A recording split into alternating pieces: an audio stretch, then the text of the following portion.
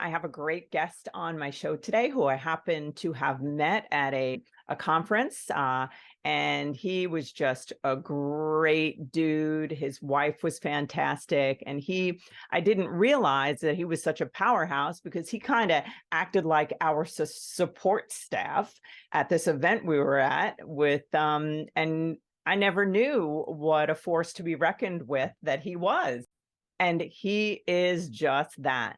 What I want to tell you about Greg Pursley. Greg Pursley is a guy they call him Dr. G.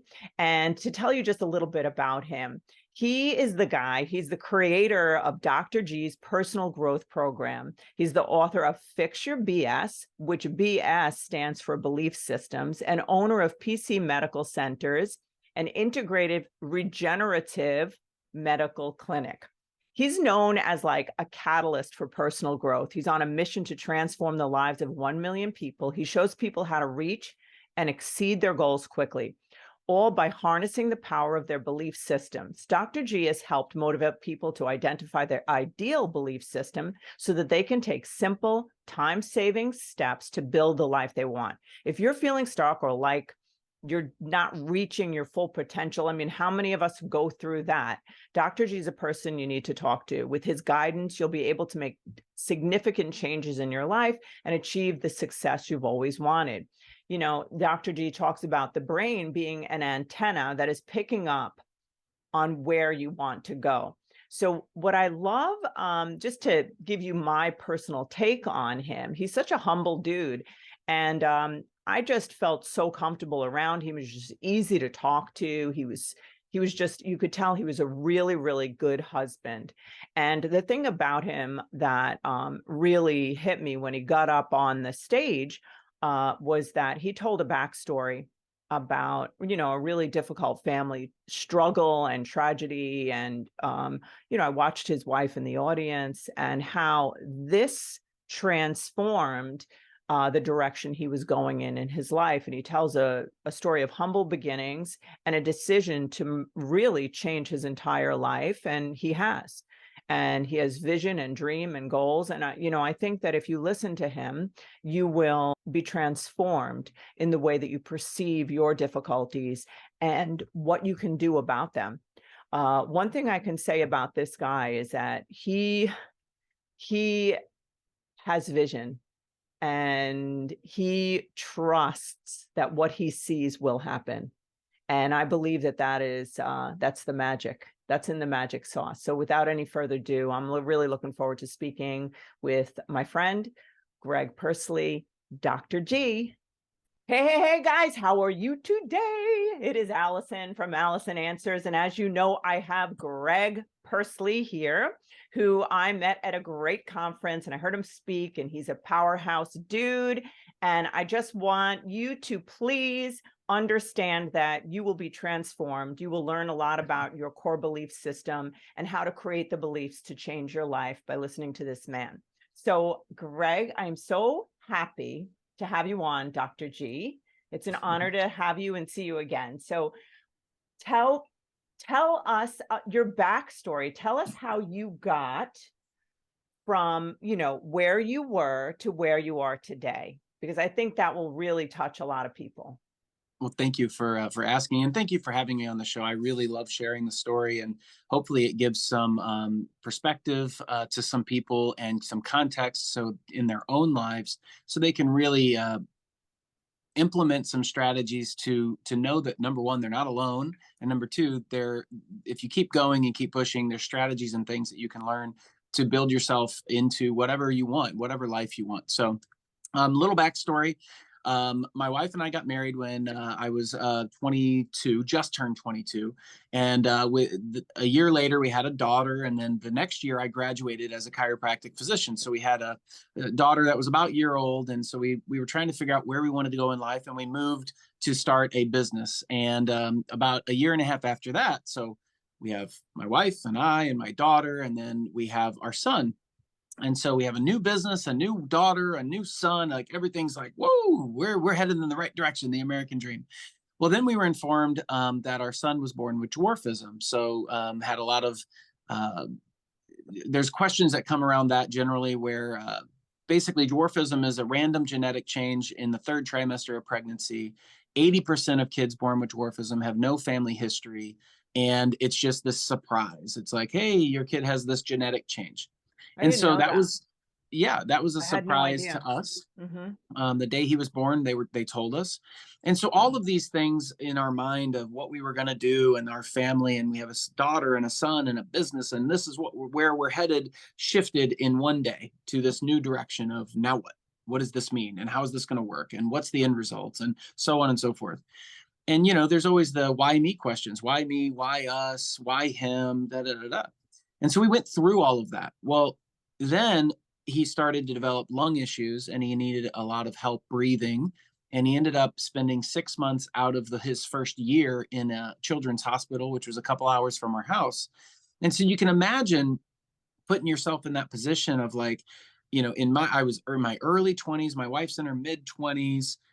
We have a business that's about 2 years old and it's starting to do okay. And our daughter is about 3 years old, and our son is born with this stuff, and he's in, being passed around to in a medical hospital to different specialists. And there was all this chaos. So you talk about chaos, it was all there.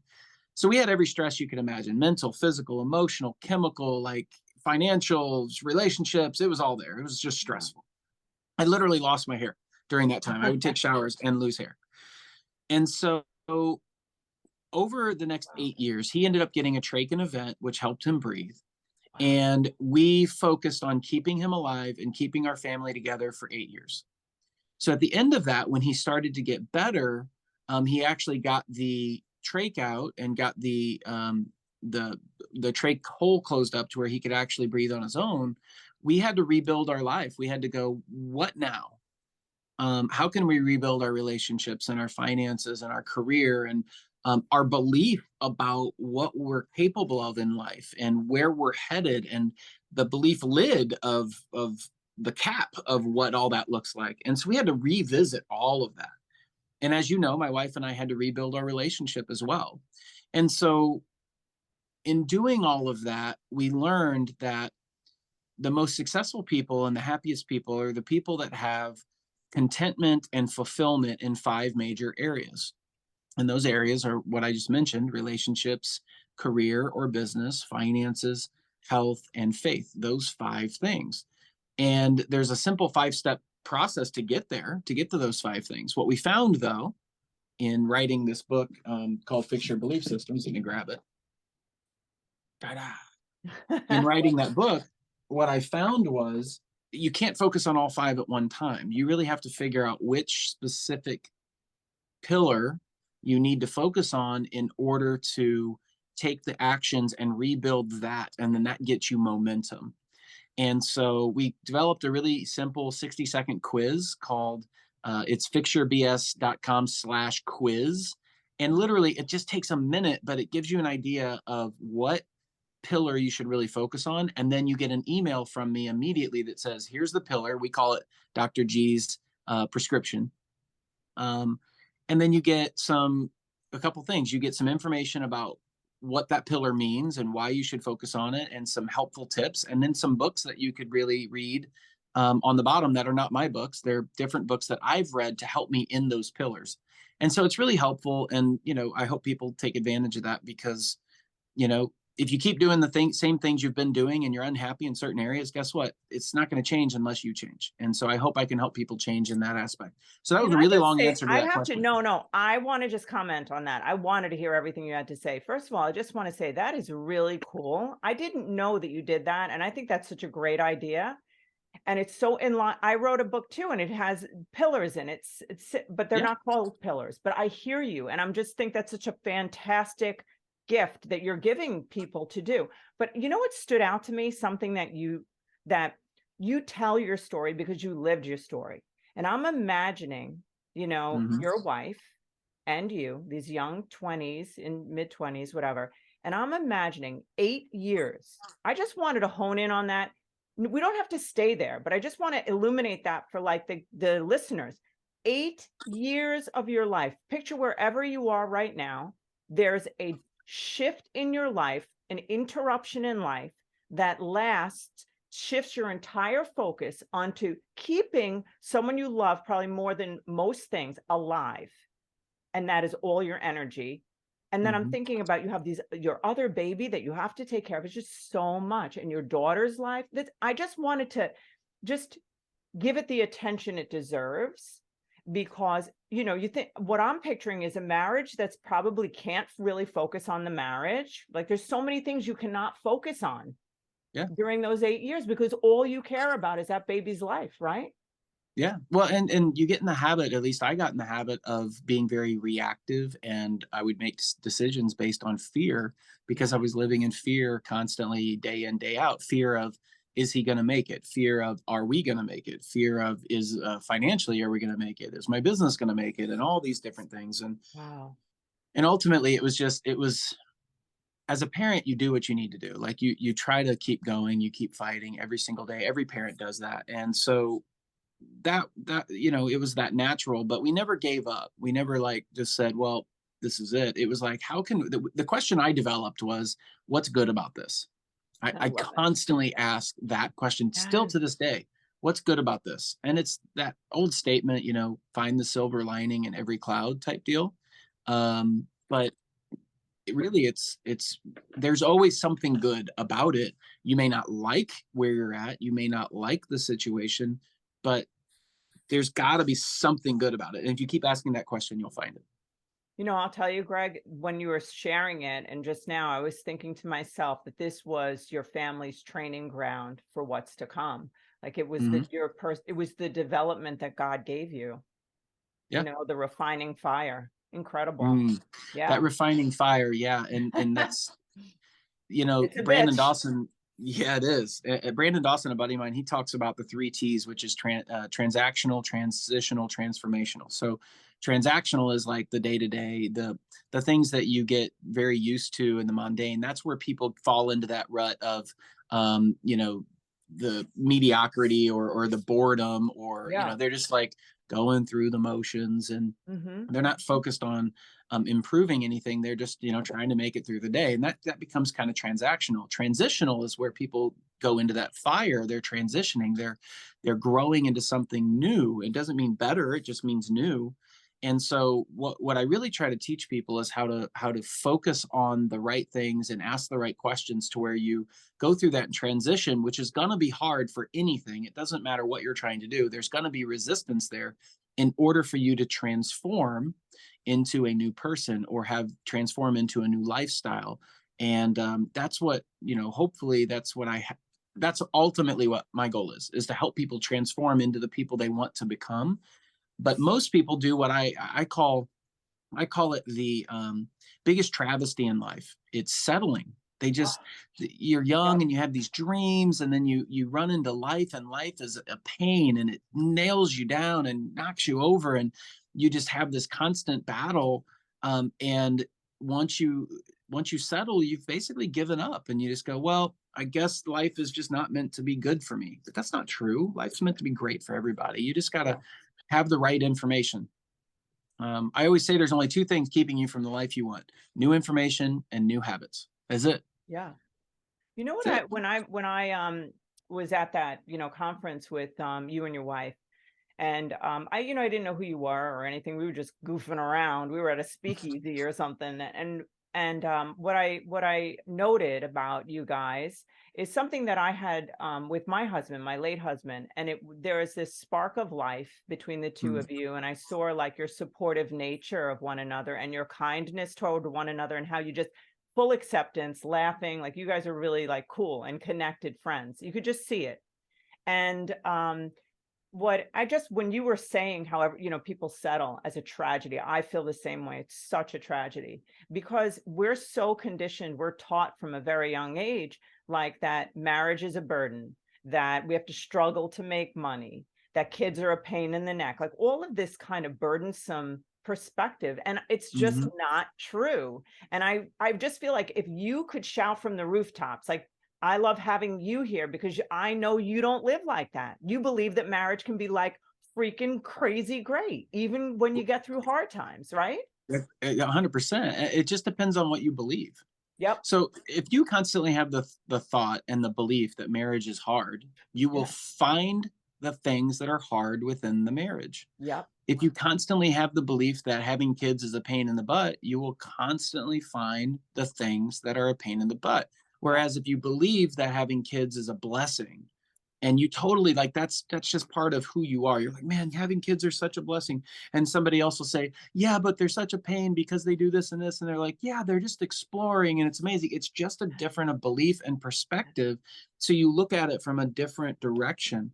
Um, and what's interesting is the beliefs that you have come from your own upbringing and Mhm. the connections that you've made between uh, experiences in life and the emotional end result, whether it was good or bad. You've made these connections and you said this equals that, basically. And I do talk about that in the book, but this equals that means that you might have made a decision about something when you were 10 or 12 or 15, and now you're 25, 35, 45, whatever, and you're still having that same connection.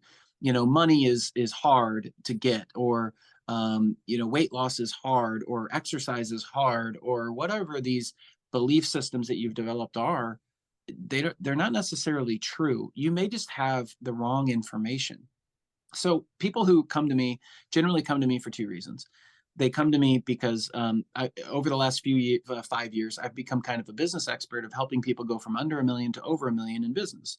I've done it now multiple times, so it's just something that I know how to do.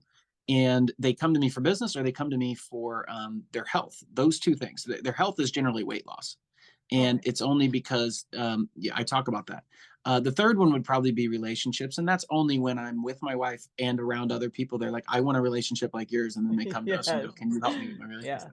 The weight loss side, there's simple steps, simple actions that you can take that will help you lose weight, or will help you be healthier or be fit.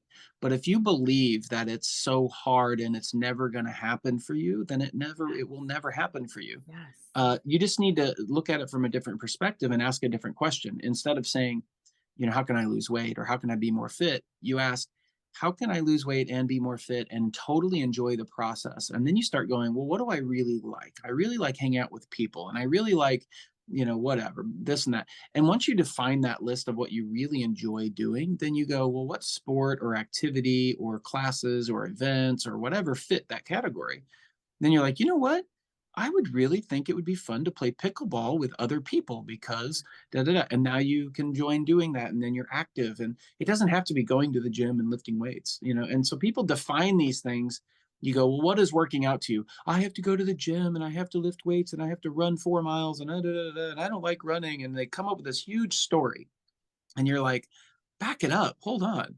Weight loss and being healthy is a lot simpler than we make it. Yes. Business is actually a lot simpler than we make it. Mhm. Money is simpler than we make it. Relationships are simpler than we make them. It's us making things complicated that make it hard. Yes. It's so true. And it's interesting. Like, one of the things I found, because I have a history of having an eating disorder, I was hospitalized with an eating disorder way in my Mm, 20s or whatever. So, my relationship with food and my body and all of that was just a mess. So, one of the, no matter over all the years of studying, whatever, the main thing that changed my life just forever, I mean, there's a lot of things, but it's meditation. But the mm, meditation being, there's a study that where they had people who were smokers and non-smokers, and mm, you probably know this study, and basically they went up to, they offered, I'm sorry, not smokers and non-smokers, they had smokers either say, when they were offered a cigarette, no, mhm. I don't smoke, or they said, no, I'm trying to quit, Mhm. so the study. I know Right. exactly what you're talking about, and I use that as reference a lot for people because what you believe about you is Yes. your persona. It's who you are. And so I like to take this and make an extreme because it makes Yeah. an a case. If I walked up to you today and said, would you like to take some crack? It's funny because most people do that. They laugh. They're like, well, no. And they have this visceral reaction like, no, Yeah. why would I do that? And you go, why? It's like, because that's bad for you, because it's terrible. What they're really saying to you is, that is below my standard, and the fear of the outcome or how I will be viewed or the end result is not going to allow me to go below my standard to get there. So when you talk about, that's a really extreme case, but when you, the study you're talking about is the smoking study, where what people, you'll hear them do, let's say they're trying to quit smoking, they'll say it's been X amount of days since my last cigarette. Well, why are you counting? You're counting so you can feel good about yourself, about how long you lasted until you got your next cigarette. So if I offered them, they would say, oh no, it's been X amount of days since my last cigarette. If you ask me, I'd go, no, I don't smoke. See, Exactly. that's what you're talking about. It's that Yes. mentality It's of the identity. belief. Yeah, it's the identity of who you are and what's acceptable. Same thing with like fast food. I will not go to certain fast food restaurants. I will not go to most fast food restaurants. I really won't go to, um, only because it is the standard I have set. Not that it's above or below, or people will try to take that and twist it and say, "Oh, you're saying that you're better than me." No, no, no. It's my standard of what I know, the actions I'm willing to take or not willing to take in order to get the end result that I'm after. So, if I want to have a healthy body, I'm going to take in healthy foods. Like when I say things are a lot easier than we make them, weight loss and health, being healthier, is really not as complicated as we make it. It's really pretty simple. Drink water, eat foods that are as natural as possible, and do more activity today than you did yesterday. It's literally that simple. But why don't we do it? We don't do it because that's not what our identity is. We have connected things. Well, I'm part of this social group, and that social group would not accept me if I did these things because they don't do those things. And then we make it all this complicated, convoluted nonsense. It's like, if you really take it down to its essence, it's like, okay, if I want more money, I need to do two things: spend less and make more. That's it. I mean, like, literally. So people go, oh no, it's not that simple. It is that simple. Spend less, make more. You want to lose weight or be healthier? Eat better foods, drink water, and do more activity. You want to have a better relationship? Be selfless toward that other person and put them first. That's it. Like, if you, that's going to help the relationship. Selfishness is what bogs the relationship down, and I'm not getting my needs met. If you help them meet their needs, guess what? They're going to help you meet your needs. That's the relationship.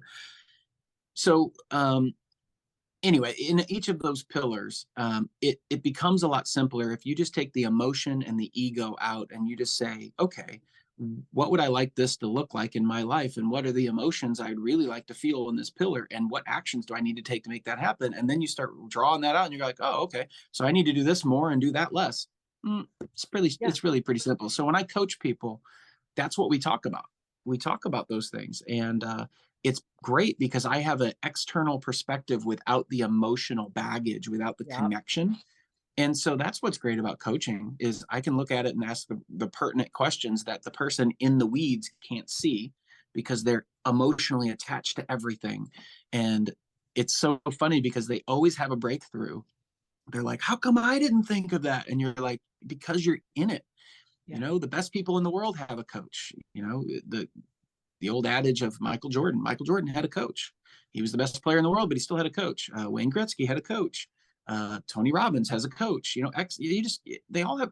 You have a coach to help you see it from a different perspective without the emotional entanglement. Is really what you do. So that's what I love helping people do, is develop the life they want in individual pillars, and then we spread it out into every area of their life so they enjoy their life more. Yeah. And you know what, when you, in your book, when you say, fix, to fix your BS, your belief system, right? This is what we're talking about right now, right? That kind of delineates what you're doing in your book, right? And with your people. So Right. how did you fix, which I'm thinking is your identity, because your Mm-hmm. identity is different, right, than before. Plus you were a younger man then when you were raising your, for those 8 years. How did you transform into where you are today? What was when you said, Yeah. okay, what'd So you do? I reached a breaking point, and I just asked myself the right question, and it was, can I keep doing what I'm doing the way I'm doing it the rest of my life? Love it. Great And the answer question, is, isn't it? the answer was, there's no way. I cannot. I will not be fulfilled, and my life would be worse and worse year after year, if I kept doing the things I was doing. So that's when I realized that, okay, well, I need different information and I need different habits, different actions. That's it. And so the different information that I got exposed to was I went to a couple events and talked to new people and got different networking skills, and started to realize that there were certain parts of their lives that I liked, that I wanted to emulate. That I was like, I like that you have this or that or Yes. whatever. And so that's where it began. So I started getting new information, which changed my belief about what was possible. It changed my perspective about the positivity of the outcome that I could have for myself, and then that I could create for others. And then that led to new habits, because when you believe something different, you have different habits. You end up automatically raising your standard to a different level of what's acceptable and what's not. And then that has a different end result for you. So it becomes very simple once you understand it, and that's what happened. I just reached that end result, or that end moment of like, I cannot keep doing what I'm doing the way I'm doing, how I'm doing it, with who I'm doing it with. It's just, something's got to stop, Yes. and I'm going to figure out what needs to happen. And that was the moment. And that was the end of 2018. So now it's 2023, and so over the last 5 years, 4.5 years, massive leaps and bounds. I mean, massive. With a lot of understanding, but also a lot of time and energy and I'm sorry, not motivation, but education, as well as a lot of internal introspection. All those things had to happen, but they happened pretty quickly once I had the new information with the right people and the right habits and all that stuff. So You know what, when I'm listening to you, as I'm zooming out and I'm picturing like the work that you do, and this is like how I hear it, which I love. You tell me if this is accurate. This is something that like I actually do. So I'm just wondering, like, it sounds like what you're doing first with people and yourself is you're finding the truth, either through a coach with blind spots or through asking yourself quality questions, right? And once the yep, truth is a pathway to all freedom, right? Now, yep. once you have that without judgment, though, because I was hearing you Mm, say that, mhm. right? Then now you by looking at the reality of your life, then you can see what you're actually believing that's been hidden from you, Right. right? Yeah, and these are principles. Like, you're an Mhm. amazing coach, and I've met a lot of other ones. These are principles that will never change. It's the same steps. In order to know, in order to go where you want to go, you have to first know where you are. Yes. Then you have to paint that vision of where you want to go. Yeah. So knowing where you are, it just is what it is. I always say that, but what I mean is that the facts are what the facts are. Like, Yeah. I'll ask somebody a question and they'll go off on this tangent or this story. And I'm like, look, I asked you a very simple question. Like, you don't have to give me all these things that you've attached to it. Just tell me the reality. Like, Yeah. for instance, I'll work with somebody in business and I'll go, well, how much money did your business bring in last year?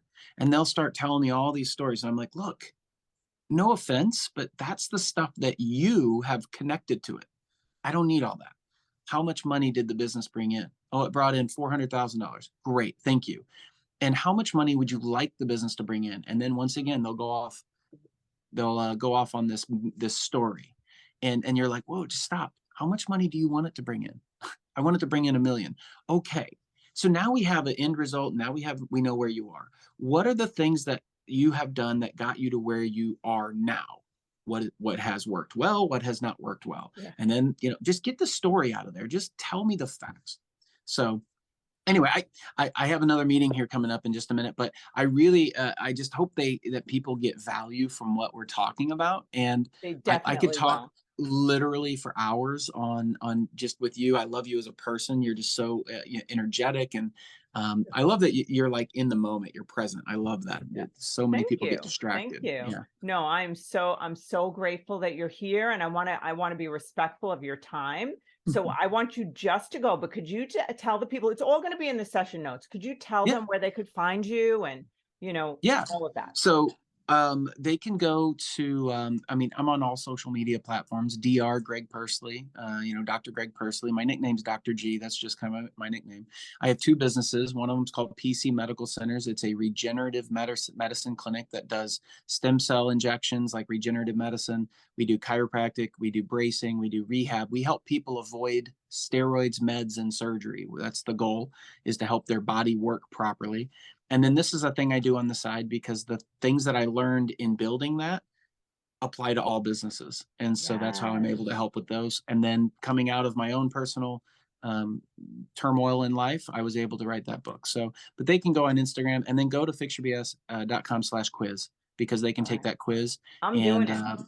yeah, well, I Thank appreciate you that. so much, Greg. Have a beautiful next call, and I'll see you at the next event. Thanks, Allison. If you Talk need soon. anything, I'm here. Always. You too. Bye.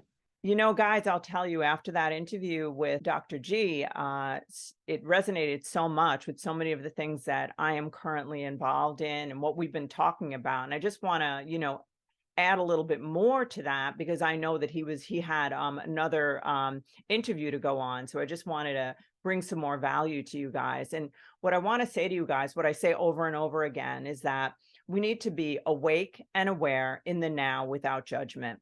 And what that means is we need to be awake, present, head, heart, feet, all in the same spot. And then aware, being able to see the truth so that we can then gain freedom. The thing in the now means we look at where we are in this exact moment. In my book, I talk about that we need to get a snapshot. The truth is the beginning of everything, and truth is power. So what we end up doing with truth, like what Greg was just saying, he was describing a person who is adding a story to what the truth was. Because from what I would have mentioned to Greg is that, wow, that right there sounds like somebody who feels ashamed of their story. Because I know that if I give a whole hullabaloo and I add all this filler into just a factual answer, it's usually because the answer doesn't feel good enough to me. So I feel like I have to give a backstory, an explanation. I have to make it right, because somehow I don't feel like my truth is right. So I just want to throw that out to you guys. So when I ask people to look at their finances, their emotional state, their biology, their physical state, their vocational state, their, what their career is, how they have fun, their relationships, their social interactions, and finance. When I ask people to look at that stuff, they, including me, we want to make excuses or not look, because we don't feel like it's good enough, or we're ashamed of the parts that we don't think are good enough. So the first step to any change is to see the truth without judgment.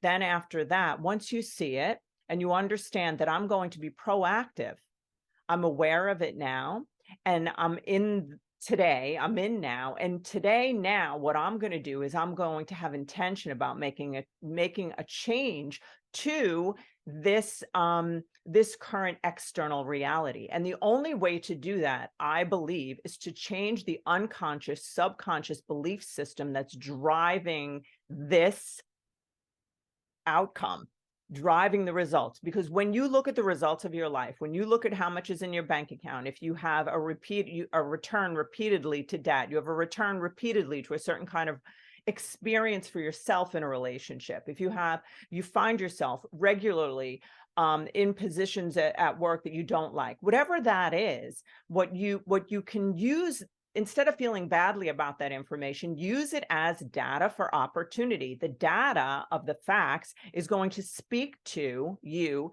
and point to your unconscious core belief system that is literally driving your entire life, because we are creators, we are co-creators, and we have the ability to, within our operating system, to change our neurological and biological structure and belief systems that are stored in our body, and create a new perspective that will drive different outcomes. It'll drive different actions from us. It will drive different thoughts, feelings, and the way we interact with others will change. If I believe and I feel confident in myself, others lose power over me. I am more able to love you when I don't feel like I am less than you. So we can transform the nature of our lives by knowing the truth about ourselves. One of my favorite quotes is by Alvin Toffler, and it says that the illiterate of the 21st century will not be those who cannot read or write. It will be those who cannot learn, unlearn, and learn again.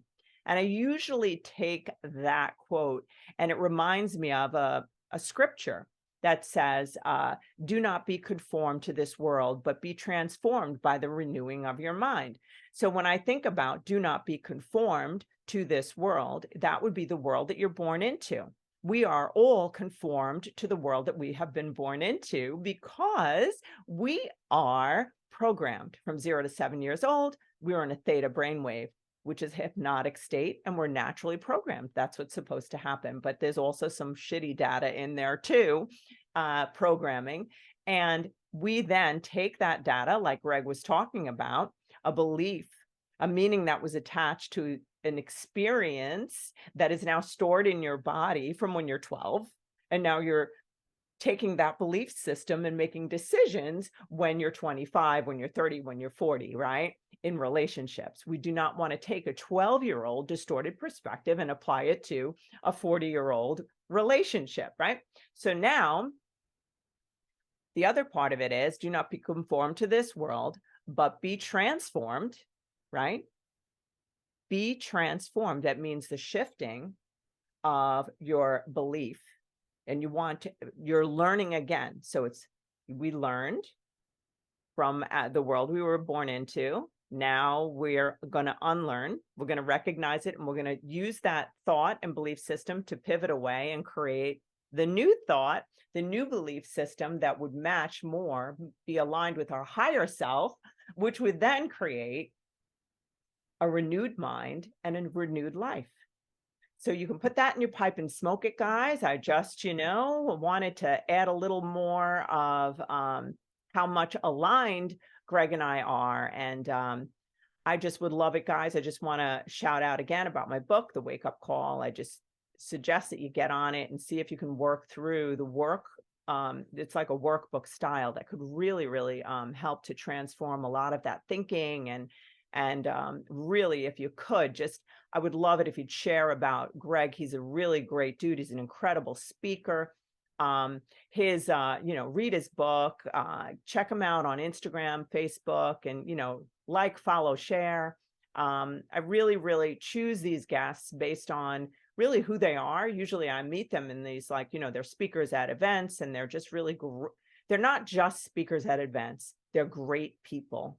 And they have something to show for it. And that's how I choose my guests. I don't choose it about notoriety. I choose it about value and who they are and what I believe in the quality of a person that they are. If I had I saw a great speaker, and then I saw him be like snotty and not nice to a waitress or whatever, or to his wife, wouldn't have him. So I'm just throwing that out there. This is a good dude to follow. And if you need a coach, I really would recommend him. I just know as a person, he's good to have in your corner. Okay, guys, see you next time.